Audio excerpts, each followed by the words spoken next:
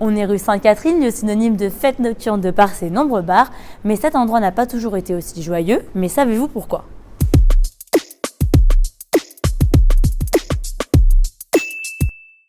Non, pas du tout. Pas du tout. Quand t'habites ici, c'est surtout la rue des bars et c'est tout. En fait, en 1943, ici, il y a eu une rafle. Donc, il y a 86 personnes qui ont été déportées. Le 9 février 1943, la Gestapo lyonnaise ordonne une rafle au 12 de la rue. Ici même se trouvait le local de l'Union générale des Israélites de France, un endroit apportant soutien social à la communauté juive. Au cours de la journée, 86 personnes sont arrêtées pour être envoyées vers les camps d'extermination. Et cette rafle, c'est Klaus Barbie, celui qu'on surnomme le boucher de Lyon, qui l'a organisé, chef de la Gestapo de la région lyonnaise. C'est dans les bâtiments du centre Berthelot, là où je me trouve, qu'il résidait. Sous ses ordres sont torturés et exécutés de nombreux résistants, dont Jean Moulin. Ils sont des centaines de juifs lyonnais à être envoyés au camp de Drancy, étape intermédiaire avant Auschwitz.